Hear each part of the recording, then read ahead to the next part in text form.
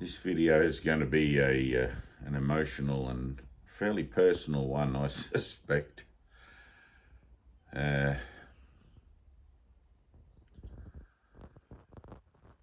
know it's very easy to get blasé with the principles of spirituality and the concepts and everything, and you begin to tell yourself everything's all good, you're sustained by the love of God, which is true. But that's personal salvation. And in the Course in Miracles, Jesus also says that delay in time is tragic. That's also personal salvation, but it's also collaborative.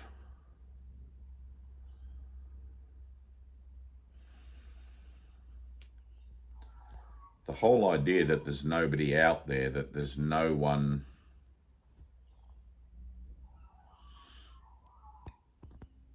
outside of my mind, is a standpoint that you take in order to become singularly minded, so that you can reach the goal of revelation readiness and have an experience of the truth of yourself, which is formless and eternal.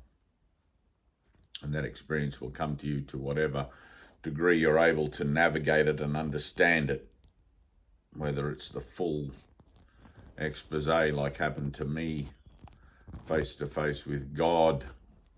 Didn't really happen to me, it's what I am. Or whether it's just a glimpse, let's call it that for a second. But that brings you to a point of personal salvation fulfillment, or close to fulfillment, if it's not the full thing, where God can take the final step and raise you up to Him. But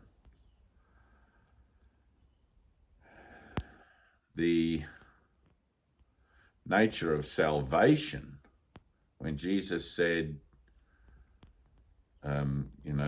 if you want to be my disciple, feed my sheep, what He's talking about is teaching others how to accept atonement for themselves. He's not literally talking about give people without food, although if that's part of your deal, that's part of your deal. He's talking about help your brothers to become miracle-minded and learn to become dependent on God through faith. Which in form looks like going back into the duality, going back into the world of time and space. Just like in the Matrix when Neo was, and you have to watch the Matrix, right? It's it's required viewing, the original one. When Neo is extracted from the Matrix and he understands that none of it was real, he has to go back into the Matrix to help illuminate all of those who are still in the red jelly like he was, believing they were actually in a world, so that they can begin to participate in the red pill, blue pill equation and make a decision whether they want to awaken from the Matrix or stay within it.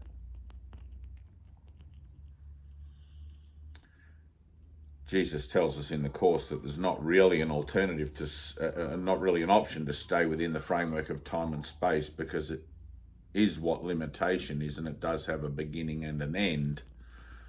And as an eternal being, therefore, you can't stay in it eternally.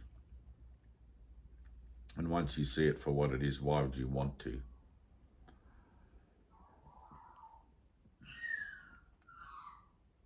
So the purpose of this video is bringing the notion of being your brother's keeper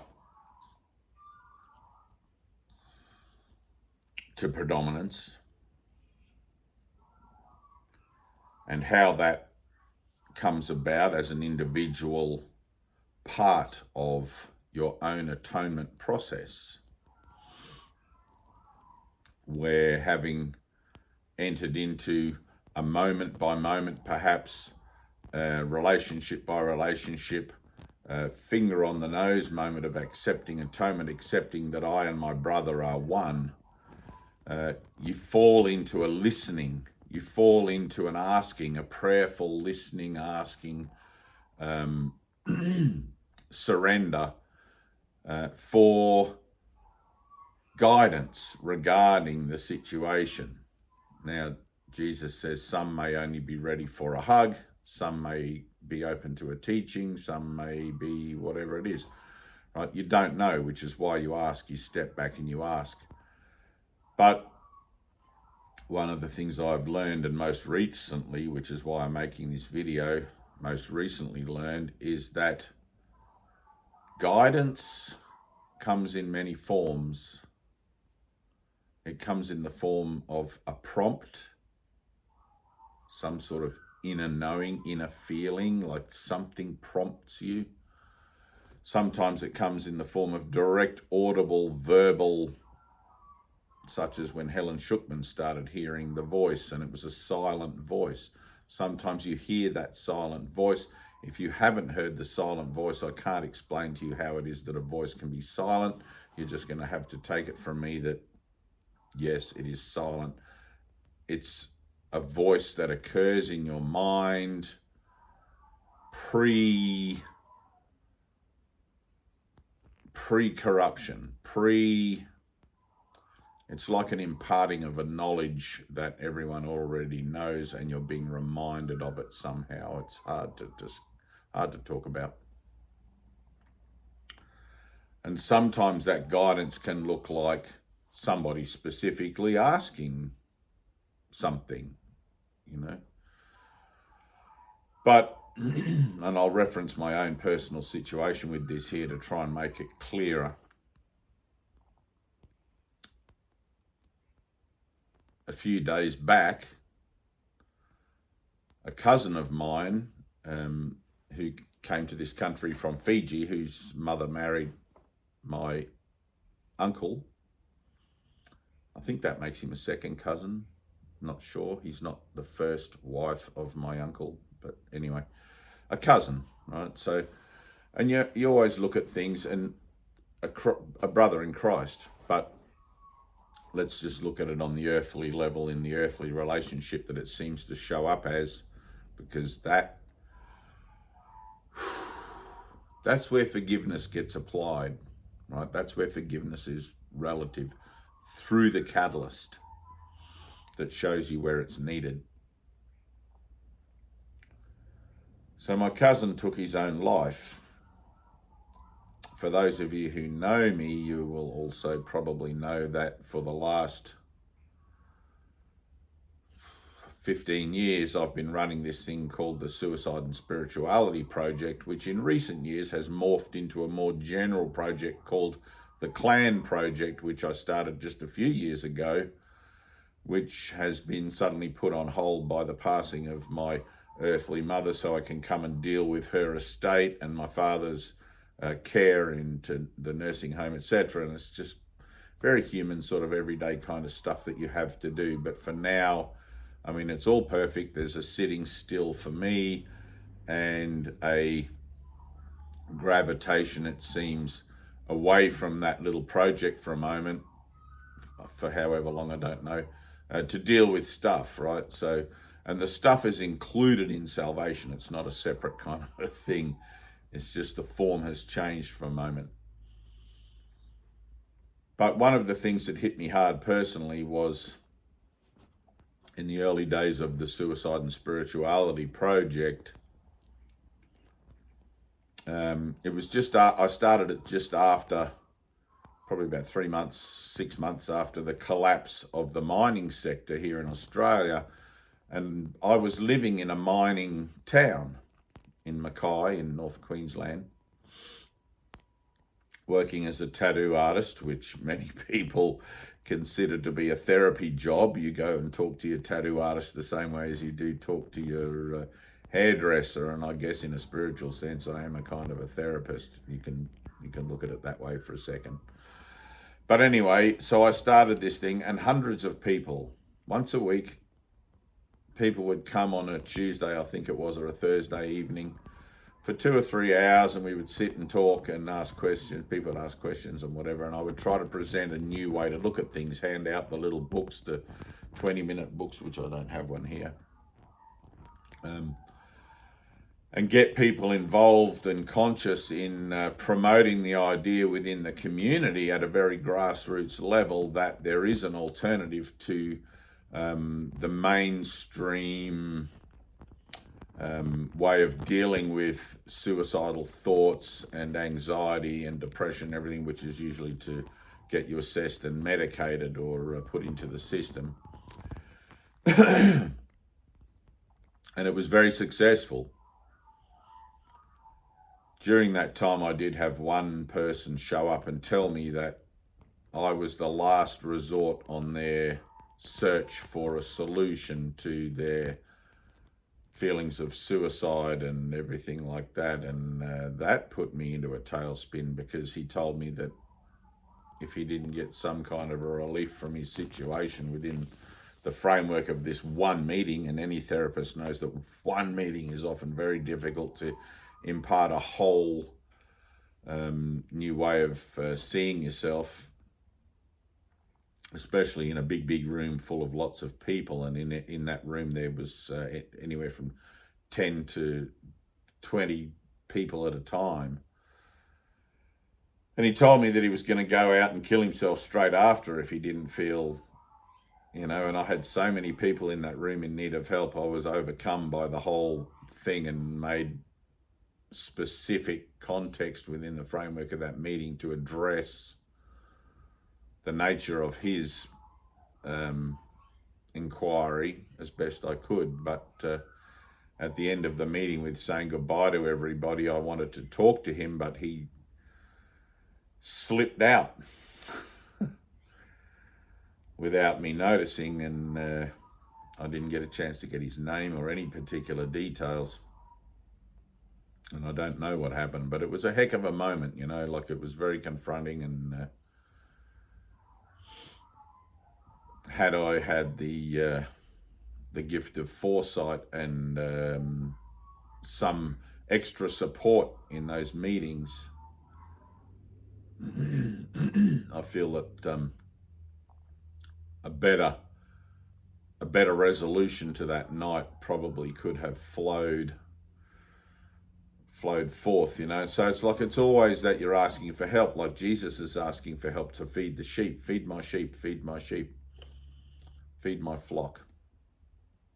And I'm always asking for help, and in that, Tyna has answered the call, and she has been an incredible help to me with the online ministry that I run, and now run, which previously was only a few videos here and there, and doing what I could to get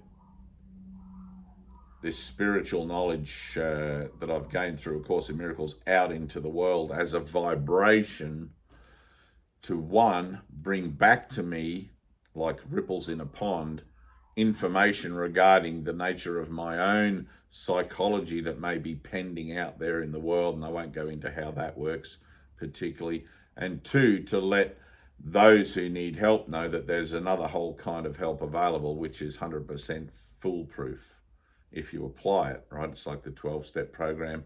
It works if you work it, and it's exactly the same for A Course in Miracles. So my cousin took his life, and a week before that occurrence, right? And if your mind is like flipping back into, but it's just a dream, Dave, don't worry about it, there is no world and all that. Try to be present with what's going on, rather than to defend yourself from hearing what I'm trying to say with a bunch of spiritual stuff for a second. That is the truth, but the truth is reached through the application of forgiveness and atonement. It's one thing to have it as a concept, but another thing to actually experience it. And that's what all of this is about, is the experience. It's like Jesus says, it's not only possible, but it's necessary. It's necessary. So a week before he took his life, or destroyed his vessel, let's look at it that way, which is his potentially useful, given repurposing, useful vessel for his experience here. A week before that occurrence, my father and I, my dad in the world here, went to see my dad's brother at my aunt and uncle's house, because he just had a pacemaker put in, and we just wanted to check on him. How you going, as you do, like family and stuff. How's it all going, John? And blah, blah, blah. And Robbie was there. Robbie was at the house. I hadn't seen Robbie for probably about 20 years, since he was a boy of about 12, 15 years old. And I was surprised to see him there. And there was this kind of, well, I guess for two reasons. We were there to see John particularly, but there was a kind of a awkwardness, or a kind of an air of opportunity that, like, I wanted to talk to him, obviously, because I hadn't seen him for a while, and just say hi, but he was moving around the house and we were sitting with John. And there did happen an opportunity, though, in that moment, where I spoke a few brief words to him. And you have to try to understand also that Fijian people are very quiet. Islander people in general, they're not like Western people, like the rest of us, that are noisy and always got something to say. They're very quiet, very polite, very loving. And generally they don't speak unless there's something that needs saying. That's my experience of Fijian people. My auntie is the same. But in the hallway, at the end of the hallway, when we were preparing to leave, I did manage to have a few brief sentences with him. And in that moment, because of the spiritual activation of my mind, I became acutely aware that there was a something in him that he and I perhaps could have entered into regarding, let's say, a therapeutic moment or a counseling moment. Something in me wanted to ask him if he was feeling okay. Right? I got a sense that something was off. And because my aunt and uncle and my father were also coming down the hallway and moving towards the front door to leave the house, etc., I focused on that activity rather than following up on my instinct, on my guidance, on my feeling of things, to ask him if he was okay. I do remember driving away from the house, making a note that I would probably check in on him next time I saw him, now that I'm living close by, and I knew that he was in the area as well, and visiting his mother and stepdad quite regularly, apparently. But it was just a passing thought. It wasn't like a thought like, I've got to go and see him again, like urgently, because something's terribly wrong. It wasn't as deep as that. It wasn't as, And then within a few days of that meeting, he took his life. And whilst I know, having divine knowledge, that he also is eternal, he is not the body, he is not the Robbie, he is not the cousin, he is not all of that stuff. There is a utility that can be entered into with the body that we call salvation, which is exponentially beneficent in bringing peace and love into the lives of not only the person practicing salvation, the principles of salvation, but everyone and everything around them.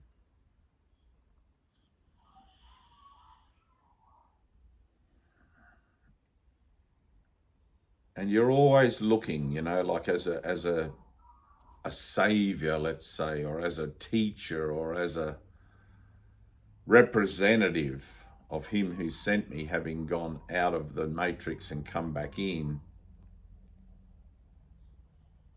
I'm always at least I'm always telling myself that I'm acutely aware of people's vulnerabilities and emotional states, and generally I am, and you could call that empathy, I guess, in a funny sort of a sense. Not true empathy, because true empathy is across the board to everyone and everything, to see the truth of your brother in Christ, but the idea that in offering salvation, in being someone who's representing that you can reach out, you can be your brother's keeper, you can ask the difficult questions, which often seems awkward. But I always tell myself, if I don't do it, who's going to do it? It's like Jesus says, if there's little hope of salvation in the world except for God's teachers, and if you're not going to stand up as one of God's teachers, who is? Right? That's directly from the Course in Miracles. And I realized a long time ago, I have to be the one. I have to be the one who stands up and says, yes, I'm God's teacher. I'm going to represent this whole other technology to those who come asking for help, and those who are sent to me, no matter how that looks. And I've had a few days of sitting with the idea, and I've had this prompt before. I've had this exact same prompt before and ignored it before as well. Actually, I didn't ignore it before as well. I joined with another brother regarding the prompt because we both felt it. Someone who I was studying the course with, we both felt it. And we decided, rather than to get up and leave the uncomfortable situation, we would sit there together and just process it as an idea of some emotional energy rising up in the both of us. We both felt it, and I won't go into the situation in that one. It's a bit of a long story, but this was the same sort of prompt. And it was like a hallmark of death. Like, it felt like death. It felt like, this is the first one, but the one with my cousin Robbie just felt, it was less. It wasn't as profound. It just felt like, that I should be there for my brother for a second. Maybe he's going through something, that something wasn't right. But I ignored that. And as a teacher, I had Tyna the other day saying to me in a message, she wrote me, sent me a voice clip saying, I feel like I failed in this situation. I feel like I failed in that situation. And it's like, well, there's not really any failure, because when you see the situations you're involved in that you think you fail in as opportunities to become more vigilant and more attuned to your calling, then failure doesn't really come into it, because you learn from it. But one of the things that suicide brings is that you can't have that come around again to be more attuned and more sensitive to it next time and learn from it again. That's the end, of that particular incarnation, and that soul using that vessel through that mind will have to come around again to complete the learning structure in another body, in another time, in another place, because a lesson repeats until it is learned. But all that could have been avoided if I had have paid attention and asked, what is this that I'm feeling? What would you have me do here, Lord? Right? And that comes down to purpose. Now, the mind was distracted. My mind was distracted by the story of family and comings and goings and everything else. And I didn't give true credence to what I was feeling in that moment. And in that regard, yes, I failed my brother, failed my ministry, failed all this sort of stuff. But this is a tough path to walk, right? The path of salvation, you're constantly finding yourself within the framework of death, right? The world is a place where all things come to die. But within that framework, making yourself available to those who have seen or perhaps are feeling the existential anxiety of this experience and who are looking for an alternative, and maybe they don't seem to find it. And that's why I'm here, is to make myself available to that and to gather others to me who are also willing to take on that kind of ministry to become teachers. And I can only tell you that there will be failings along the way. There will be these moments where, because you're learning to listen, you're learning to become perfect, you're learning to be a minister, you're not perfect at it from the start. And you have to forgive yourself for your failings. You have to forgive yourself for missing those opportunities and just keep going. You don't have time to rest. Right? The harvest is ready and the workers are few, and you pick yourself up, you dust yourself off, and you just keep going. Releasing the old stories. I mean, those stories are useful for locating yourself for a second within the framework of your ministry and seeing where it is that you yourself need a miracle. I need help with learning to be more vigilant about paying attention to the prompts and the guidance that I seem to be getting, even if it seems quite subtle, even if it seems like it's not as direct. And, I knew something was wrong. I knew it in my heart. I felt it. There was something going on and I didn't address it. And my mind was distracted.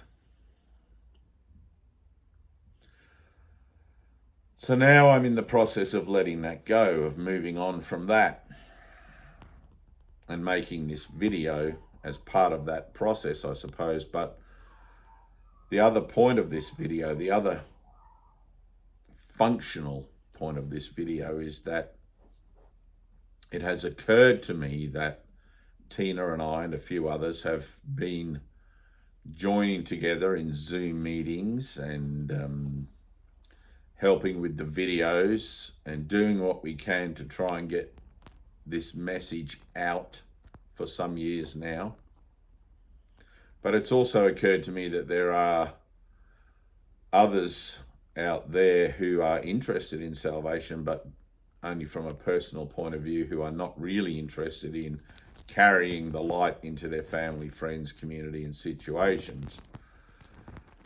So I need to emphasize that salvation is shared. Salvation is something that you do have to give. Thoughts increase by sharing, and salvation is a thought system that desperately needs to be increased. Like when Jesus says, I have a desperate need for teachers, he means it. And if you only look at this from your own perspective, and yes, there is a period where you have to do this for yourself first before you can carry it to others in a complete sort of a way, or hopefully a complete sort of a way.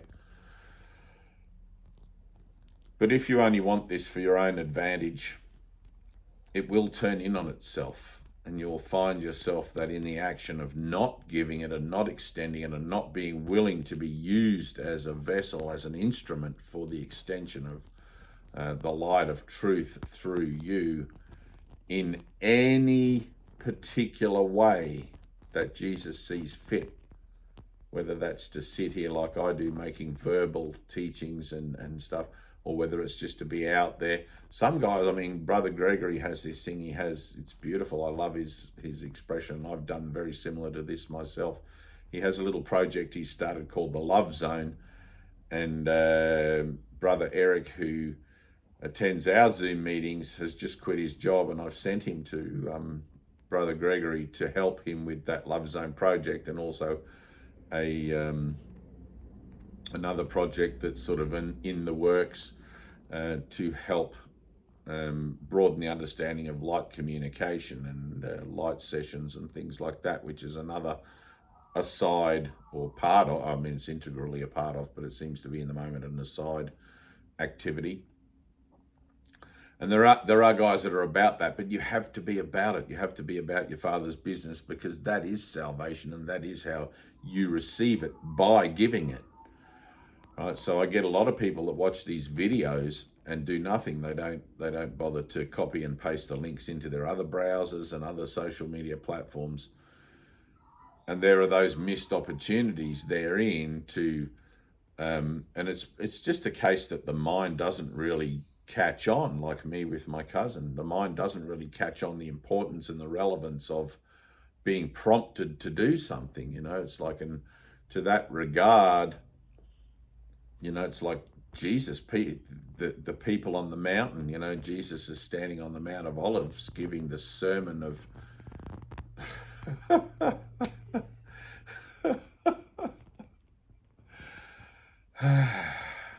the sermon of human retribution, the most beautiful teaching the planet has ever known. And there are guys that just can't register it. Just, like when he says you have ears but don't hear. And that's not your fault. That's the nature of the amnesia. That's the nature of the veil over consciousness, So you have to be about realizing that time and space is always against you. Your ego is always against you. And even your best interests, it's going to attempt to corrupt. It does not want you to represent the truth or speak the truth regarding salvation in any way, shape, or form, because it doesn't understand, and it doesn't get to go to the next level, if you want, or to awaken from this nightmare of time and space where everything ends in death. Its purpose is to keep you here and keep you clouded and in the fog of that kind of malaise, that density. And learning to be purposeful, learning to be conscious wherever you are and wherever you go of the reason that you are anywhere at any time, is part and parcel of learning how it is that you continue to stay in that listening, in that receiving of the technology from the Holy Spirit that you can then impart and pass on to person, situation, and event, including your own family. So I often ask you guys who are watching this video, please make an effort, activate yourselves, be part of this. Copy the link for this video, paste it into your Facebook, tag your friends in it that you think might be having a hard time in the world doing whatever, because you never know what anything is for, right? You absolutely never know what anything is for. Please do that. Please subscribe. Please like. Share this channel and other channels similar. Help me to get this out there. Like, you have to activate yourself. I can only ask, but you have to make that decision that I want to be more helpful. I want to feel purposeful in my life. I want to actually be about something. Even if you don't feel like you can offer an entire kind of sermon or teaching or session or whatever, it'll be perfect for whatever level you're at, whatever you're able to offer, and whatever you're able to extend as an idea of your own participating in your own salvation and your own listening and your own guidance. And at some point, you've got to trust it. You have to trust it. You've got to take that little leap of faith and go, all right, I'm just going to trust that what I'm feeling here, or what I'm sensing here, or what I'm being maybe told directly here is the right thing. Because delay in time is tragic. And missing the prompt, failing to follow up or act on something that you feel inside, it is tragic and has awful results.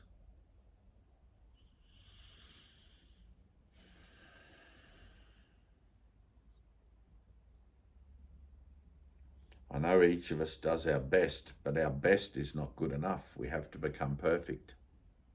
It's like Jesus says, lest you become perfect, you shall not know your Father in heaven. You must become perfect even as your Father in heaven is perfect. And in this world, that looks like truing up to the vibratory frequency that Jesus is holding out to us as a participative, energetic yes on our behalf. Yes, Lord, here I am. Yes, I will follow you.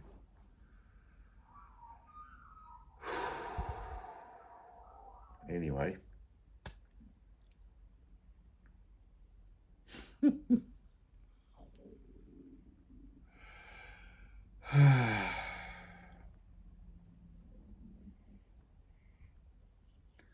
I have had quite a few of these moments in the last 30 years where,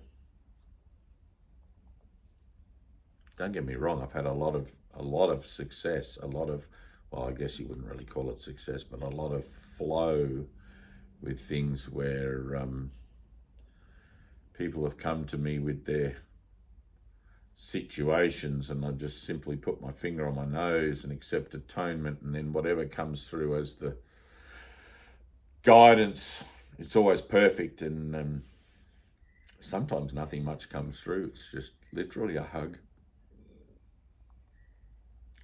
But the ones that you miss, they really hit you hard. They really bring you back to the importance of learning to listen, learning to pay attention.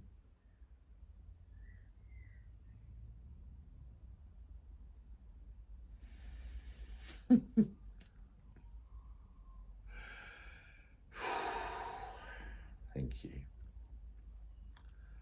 Please copy the link. Please share it. Tag your friends. Whatever you're doing on social media, please make these things part of it. Salvation can't be just a side interest to your regular life. It has to become your regular life. All things have to line up to it. All relationships have to fall under its roof and come under its roof. Spirit is a whole commitment. It's not just something on a Sunday in church, or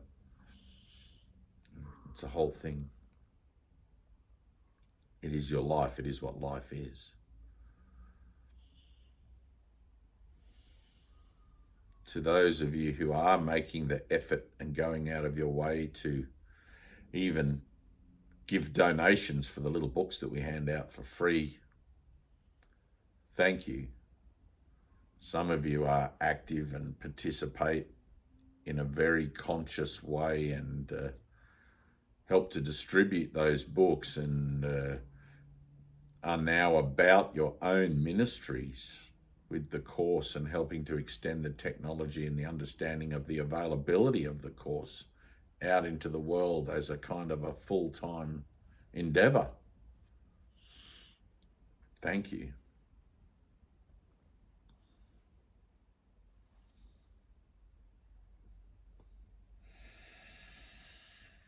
It's nice to know that I have those mighty companions out there, and that more are coming into that awareness of the necessity to become brothers keepers.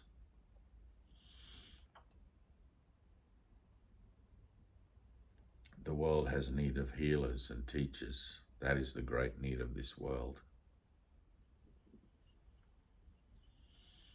I love you. Thank you.